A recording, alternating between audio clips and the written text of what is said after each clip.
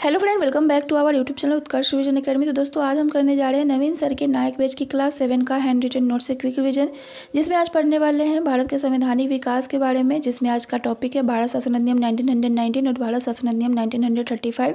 इससे पहले हमने क्लास 1 से लेकर क्लास 6 तक का रिवीजन करा दिया है, तो जिन्होंने उसे नहीं देखा है वे हमारे चैनल पर जाकर देख सकते हैं। तो आइए आज की क्लास को शुरू करते हैं। तो आज सबसे पहले है फर्स्ट वर्ल्ड वार यानी कि प्रथम विश्व युद्ध। इसमें यह जो शुरू हुआ था 1914 से शुरू हुआ था और 1918 तक चला था। इसके दौरान जो है भारत एक उपनिवेश था, ब्रिटिश उपनिवेश था, जिसने ब्रिटिश साम्राज्य को इस वादे पर सहायता प्रदान की थी कि युद्ध के अंत में इन्हें प्रभुत्व यानी कि डोमिनियन का दर्जा दिया जाएगा, जिसका अर्थ है कि भारत अभी भी ब्रिटिश साम्राज्य का हिस्सा होगा लेकिन एक स्वतंत्र समुदाय के रूप में होगा। इसके लिए जो है होम रूल आंदोलन चलाया गया था 1916 में, जो कि तिलक और एनी बेसेंट के द्वारा चलाया गया। इसका डिमांड था भारत को डोमिनियन स्टेट्स का दर्जा देना। इसके बाद जो है 1916 में जो है लखनऊ पैक्ट हुआ था, जिसमें जो है गरम दल और नरम दल और इसके साथ साथ जो है मुस्लिम लीग भी शामिल हो गया था। गरम दल और नरम दल की बात करें तो यह जो अलग कब हुआ था, तो 1907 के अधिवेशन में अलग हुआ था। 1916 के लखनऊ पैक्ट यानी लखनऊ अधिवेशन की अध्यक्षता किसके द्वारा किया गया था, तो अंबिका चरण मजूमदार के द्वारा किया गया था। नेक्स्ट है 20 अगस्त 1917 को मोंटेग्यू ने घोषणा की थी, जिसे हम लोग अगस्त माह में होने के कारण अगस्त घोषणा के नाम से जानते हैं। इसमें जो है भारत में एक उत्तरदायी सरकार की स्थापना की बात की गई थी। नेक्स्ट अगर हम बात करते हैं उपनिवेश की, इसके लिए हम एग्जाम्पल लेते हैं एक्स देश और वाई देश। इसमें एक जो देश है वो शक्तिशाली यानी कि ब्रिटेन है और वाई देश यानी कि जो कमजोर देश है यानी कि जो कि भारत है। इसमें अगर बात करते हैं उपनिवेश के बारे में, तो जब कोई शक्तिशाली देश जो है कमजोर देश को अपने अधीन कर लेता है तो उसे हम लोग क्या कहते हैं, उपनिवेश कहते हैं। यानी जो कमजोर देश का रक्षा, विदेश, संचार या फिर आंतरिक प्रशासन होगा वह जो है एक देश के पास होता है। नेक्स्ट हम बात करते हैं संरक्षित राज्य की। संरक्षित राज्य जिसे हम लोग प्रोटेक्टोरेट कहते हैं। इसमें वाई देश के रक्षा और विदेश मामले जो होंगे एक्स के पास होंगे और वाई के पास जो होगा आंतरिक प्रशासन का अधिकार होगा। नेक्स्ट हम बात करते हैं अधिराज की। तो इसमें जो है देश के सभी मामले पर वाई देश का नियंत्रण होता है, लेकिन एक्स का सम्राट वाई का सम्राट भी होता है। भारत जो था 15 अगस्त 1947 को डोमिनियन बना था और 26 जनवरी 1950 तक डोमिनियन रहा था। इसमें हम बात करते हैं भारत के पहले प्रधानमंत्री जो कि पंडित जवाहरलाल नेहरू थे। इन्होंने जो है किसका शपथ लिया था, तो यह जो है ब्रिटिश क्राउन का शपथ लिए थे। इसमें हम पहले बात कर चुके हैं कि एक जो देश होता है शक्तिशाली देश होता है यानी कि ब्रिटेन एग्जाम्पल में ले सकते हैं, और वाई जो होता है वीक कंट्री यानी कमजोर देश होता है जैसे कि भारत, और भारत का ही शोषण जो कौन कर रहा था, तो ब्रिटेन कर रहा था। नेक्स्ट हम आगे बात करते हैं संप्रभु राज्य की। इसमें जो देश होता है वह पूर्ण स्वतंत्र होता है यानी वह अपने आंतरिक और बाहरी मामले को देखने में स्वतंत्र होता है। और बात करें भारत जो है कब संप्रभु राज्य बना था, तो भारत जो है 26 जनवरी 1950 को संप्रभु राज्य बना था और इसी दिन को हम लोग रिपब्लिक डे के रूप में जानते हैं। नेक्स्ट अगर हम बात करते हैं भारत शासन अधिनियम 1919 की, जिसे हम लोग मोंटेग्यू चेम्सफोर्ड सुधार भी कहते हैं। इसमें जो मोंटेग्यू थे वे भारत सचिव थे और चेम्सफोर्ड जो थे वाइसराय थे। इसे जो है गवर्नमेंट ऑफ इंडिया एक्ट 1919 भी कहा जाता है, लेकिन यह जो लागू हुआ था 1921 में लागू हुआ था। इसके तहत जो है केंद्र में द्विसदनात्मक व्यवस्था लाई गई थी, यानी 2 सदन की स्थापना की गई थी, उच्च सदन और निम्न सदन।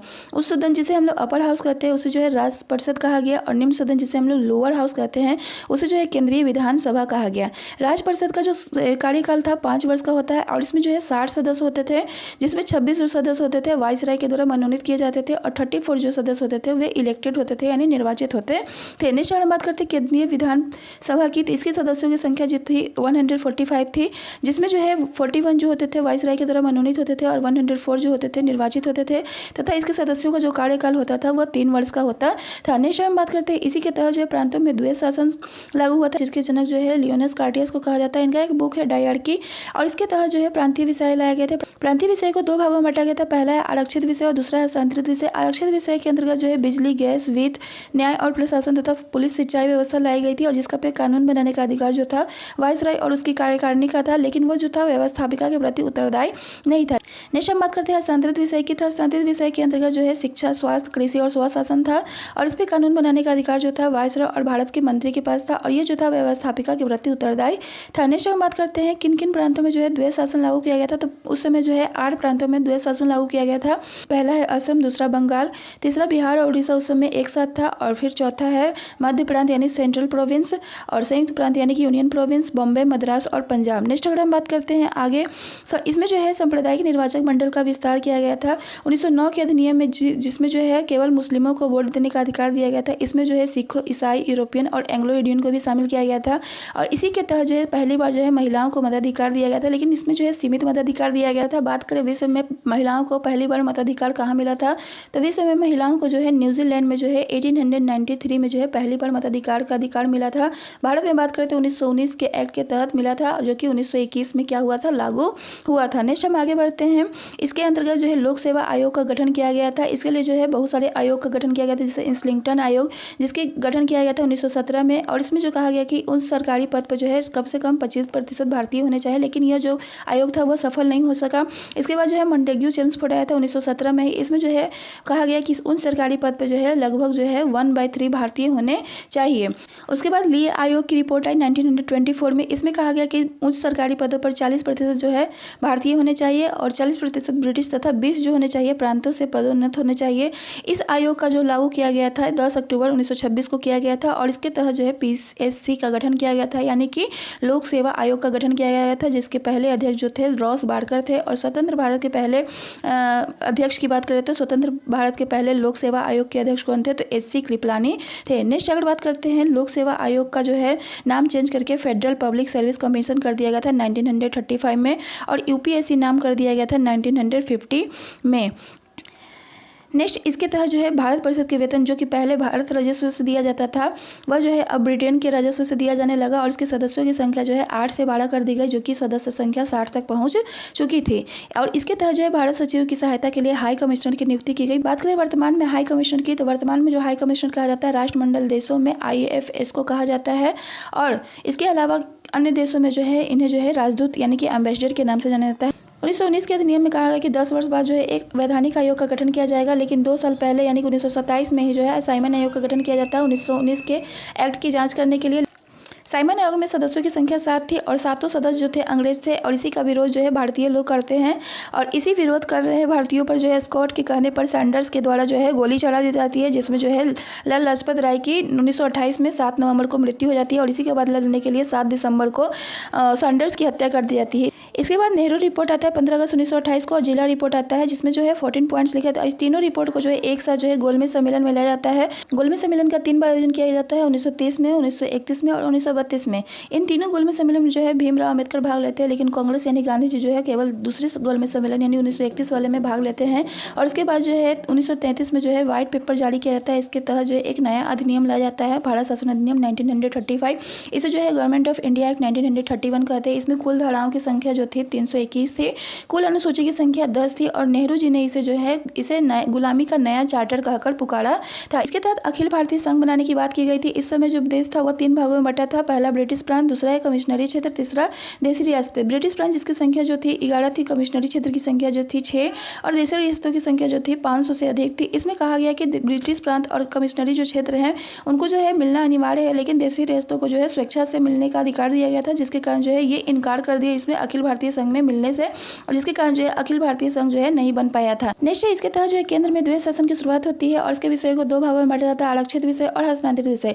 इसके तहत जो है प्रांतों में द्वैध शासन खत्म हो जाता है और प्रांतों को स्वायत्तता मिल जाता है, जिसका मतलब है कि वे वायसराय के अधीन नहीं होंगे और प्रांतों में सरकारों का गठन किया जाएगा, जिसके लिए जो है 1937 में जो है प्रांतीय चुनाव कराए जाते हैं, जिसमें जो है 1585 सीट होते हैं, जिसमें 482 जो सीट होते हैं वे जो है मुस्लिम लीग के लिए रिजर्व होते हैं और कांग्रेस जो है 760 सीट जीती है और 5 प्रांतों में जो है बहुमत की सरकार बनती है। उन 5 प्रांतों के नाम देख लेते हैं, बिहार, उड़ीसा, मद्रास और यूपी यानी कि यूनियन प्रोविंस और सीपी यानी कि सेंट्रल प्रोविंस। बिहार के जो मुख्यमंत्री बनते हैं श्री कृष्ण सिंह और उड़ीसा के VN दास, मद्रास के सी राजगोपालचारी और यूपी के गोविंद बल्लभ पंत और सीपी यानी कि सेंट्रल प्रोविंस के NV खड़े। लेकिन ये जो सरकारें होती हैं वे जो है 28 महीने के बाद जो है इस्तीफा दे देती है, क्योंकि दूसरे विश्व युद्ध 1939 से 45 में रहे वायसराय लिटिगो के द्वारा भारतीयों के मर्जी के बिना यह कह दिया जाता है कि वे जो है भारतीय जो हैं उनके साथ हैं, जिसके कारण जो है भारतीय असंतुष्ट हो जाते हैं और जो है वे अपने पद से इस्तीफा दे देते हैं। और इसे ही जो है मुस्लिम लीग यानी 22 दिसंबर 1939 को जो है मुस्लिम लीग ने मुक्ति दिवस के रूप में मनाया था। इस अधिनियम के तहत जो शक्तियों का विभाजन कर दिया जाता है संघ, प्रांत और समवर्ती स्तर पर। संघ सूची में जो लिस्ट है उसमें जो है कानून बनाने का अधिकार जो है केंद्र सरकार के पास है, जिसमें 59 विषय है। और प्रांत सूची में जो लिस्ट है उस पर कानून बनाने का अधिकार जो है राज्य सरकार को दिया जाता है, जिसमें 54 विषय शामिल थे। और समवर्ती सूची में जो विषय है उसमें जो है कानून बनाने का अधिकार संघ और प्रांत दोनों को दिया जाता है, जिसमें विषयों की संख्या जो है 36 थी। इसके बाद जो है जो वैसे विषय जो कि संघ, प्रांत और समवर्ती के से अलग है उसे जो है अवशिष्ट विषय के अंतर्गत रखा गया था, और इस पर जो है कानून बनाने का अधिकार जो था वायसराय को दिया गया था। इस अधिनियम के तहत जो है संघीय न्यायालय की स्थापना होती है 1937 में, जिसमें एक मुख्य न्यायाधीश होते हैं और 6 अन्य न्यायाधीश होते हैं। और इसके पहले जो मुख्य न्यायाधीश थे वे मॉरिस ग्वेयर थे। बात करें आगे बिहार और उड़ीसा का विभाजन कब हुआ था, तो 1 अप्रैल 1936 को हुआ था। और बिहार और उड़ीसा को बंगाल प्रेसिडेंसी से कब अलग किया गया था, तो 1912 में। बर्मा को भारत से कब अलग किया गया था, तो 1937 में। तथा आरबीआई की स्थापना कब हुई थी, तो 1 अप्रैल 1935 में हुई थी। नेक्स्ट हम आगे बढ़ते हैं। यहाँ पर कुछ क्वेश्चन दिए गए थे, आइए हम क्वेश्चन को डील करते हैं। पहला क्वेश्चन है, किस अधिनियम ने सिखों, भारतीय ईसाइयों, आंग्ल भारतीयों और यूरोपीय लोगों के लिए सांप्रदायिक प्रतिनिधित्व के सिद्धांत बढ़ाया था, तो यह जो था भारत सरकार अधिनियम 1919 में बढ़ाया गया था। नेक्स्ट क्वेश्चन है, भारत सरकार अधिनियम 1919 के बारे में निम्नलिखित में से कौन सा कथन सही नहीं, तो पहला ऑप्शन है इसने सांप्रदायिक प्रतिनिधित्व की प्रथा को बढ़ाया था, तो ये बात सही है। इसने केंद्रीय कार्यपालिका को विधायिका के प्रति उत्तरदायी बनाया था, तो ये बात गलत है। इसके अलावा इसे मोंटेग्यू चेम्सफोर्ड सुधार के नाम से जानते हैं, ये बात सही है। और इसने केंद्र और प्रांतों की जिम्मेदारियों को स्पष्ट रूप से अलग करके संघवाद का मार्ग प्रशस्त किया था, तो यह भी बात सही है। इसमें कौन सा कथन गलत है, तो सेकंड ऑप्शन जो है गलत है। नेक्स्ट आगे हम बढ़ते हैं अगले क्वेश्चन पे। भारत सरकार अधिनियम 1919 में प्रांतीय सरकार के कार्य आरक्षित, रिजर्व और आंतरिक ट्रांसफर विषयों के अंतर्गत बांटे गए थे। निम्नलिखित में से कौन आरक्षित विषय माने गए, तो आरक्षित विषय में शामिल थे न्याय प्रशासन, भू राजस्व और पुलिस, जबकि हस्तांतरित विषय में शामिल थे स्थानीय स्वशासन। नेक्स्ट हम आगे बढ़ते हैं। भारत सरकार अधिनियम 1919 को खाली स्थान के रूप में भी जाना जाता है, तो भारत सरकार अधिनियम 1919 को जो है मोंटेग्यू चेम्सफोर्ड रिपोर्ट के नाम से भी जानते हैं। नेक्स्ट क्वेश्चन है, भारत सरकार अधिनियम 1935 के बारे में निम्नलिखित में से कौन सा कथन सही है, तो पहला ऑप्शन है इस अधिनियम ने शक्तियों को 3 सूचियों में विभाजित कर दिया था, तो ये बात सही है। भारतीय रिजर्व बैंक इस अधिनियम के तहत स्थापित किया गया था, तो ये भी बात सही है। और दलित वर्ग के लिए सांप्रदायिक प्रतिनिधित्व का विस्तार किया गया था, तो ये भी बात सही है। इसमें उपयुक्त सभी जो ऑप्शन सही हैं। नेक्स्ट है, भारत सरकार अधिनियम 1935 में जो है कितनी धाराएं थी, तो 1935 में जो है 321 धाराएं थी। नेक्स्ट क्वेश्चन है आगे, भारत शासन अधिनियम 1935 के संबंध में निम्नलिखित कथनों पर विचार कीजिए। तो पहला है, यह अधिनियम जो है 110 धाराएं और 12 अनुसूची थे, तो ये गलत है। अधिनियम ने ऐसे अखिल भारतीय संघ की स्थापना की व्यवस्था की जिसने प्रांतों और देशी रियासतों की इकाइयों के रूप में सम्मिलित थे, तो ये बात सही है। सेकेंड है, अधिनियम ने केंद्र और इकाइयों के मत शक्तियों का विभाजन 2-2 सूचियों, 2-2 संघीय सूची और प्रांतीय सूची में किया था, तो ये बात गलत है। और नेक्स्ट ऑप्शन है, अवशेष शक्तियां गवर्नर जनरल यानी कि इस समय जो थे वायसराय बन गए थे को दी गई थी, तो ये बात सही है। यानी कि पहले बी और डी जो है ऑप्शन सही है। नेक्स्ट क्वेश्चन है, भारत शासन अधिनियम 1935 में कौन सा कथन सही है, तो पहला ऑप्शन है एक अखिल भारतीय संघ हेतु प्रावधान, पहला सही है। दूसरा है रक्षा उपायों वाले उत्तरदायी शासनों हेतु प्रावधान, और तीसरा है सांप्रदायिक एवं अन्य समूहों के पृथक प्रतिनिधित्व का प्रावधान, और चौथा है एक संघीय न्यायालय हेतु प्रावधान, और पांचवा है प्रांतीय स्वायत्तता हेतु प्रावधान। तो ये सभी ऑप्शन जो है सही दिए गए हैं 1935 के अधिनियम से संबंधित। नेक्स्ट हम आगे बढ़ते हैं। भारत सरकार अधिनियम 1935 में निम्नलिखित में से किस संस्थान की स्थापना की गई थी, तो भारत सरकार अधिनियम 1935 के द्वारा जो है भारतीय रिजर्व बैंक की स्थापना की गई थी, संघीय अदालत की स्थापना की गई थी, और संघीय लोक सेवा आयोग की भी स्थापना की गई थी। बात करें पीएससी की, तो पीएससी को जो है 1919 के एक्ट के तहत गठन किया गया था। बाद में इसका जो नाम है एफपीएससी कर दिया गया था 1935 के अधिनियम में, और इसका जो है बाद में यूपीएससी नाम कर दिया गया था 1950 में। नेक्स्ट हम आगे बढ़ते हैं। It was a new charter of slavery, यह गुलामी का एक नया चार्टर था। यह भारत सरकार नियम 1935 के बारे में किसने कहा था, तो यह कथन जो है जवाहरलाल नेहरू का था। नेक्स्ट हम आगे बढ़ते हैं। संघ लोक सेवा आयोग का गठन किस वर्ष किया गया था, तो संघ लोक सेवा आयोग का गठन जो है 1926 में किया गया था। नेक्स्ट क्वेश्चन है, भारत में संघीय न्यायालय की स्थापना किस अधिनियम की रिपोर्ट के द्वारा की गई थी, तो भारत में संघीय न्यायालय की स्थापना जो है भारत सरकार अधिनियम 1935 की रिपोर्ट के द्वारा की गई थी। नेक्स्ट क्वेश्चन है, भारत में संघीय न्यायालय के निर्माण की वकालत इनमें से किस अधिनियम के द्वारा की गई थी, तो भारत में संघीय न्यायालय के निर्माण की वकालत जो है भारत सरकार अधिनियम 1935 के द्वारा की गई थी। नेक्स्ट क्वेश्चन है, भारत का संघीय न्यायालय वर्ष खाली स्थान में स्थापित है किया गया था, भारत का संघीय न्यायालय जो है 1937 में स्थापित किया गया था। नेक्स्ट क्वेश्चन है, भारत का संघीय न्यायालय दिल्ली में खाली स्थान के अधिनियम के द्वारा स्थापित किया गया था। भारत में जो संघीय न्यायालय है वह दिल्ली में स्थापित किया गया था 1935 के अधिनियम के तहत। तो आज के लिए बस इतना ही, मिलते हैं नेक्स्ट लेक्चर के रिवीजन में, तब तक के लिए बाय बाय।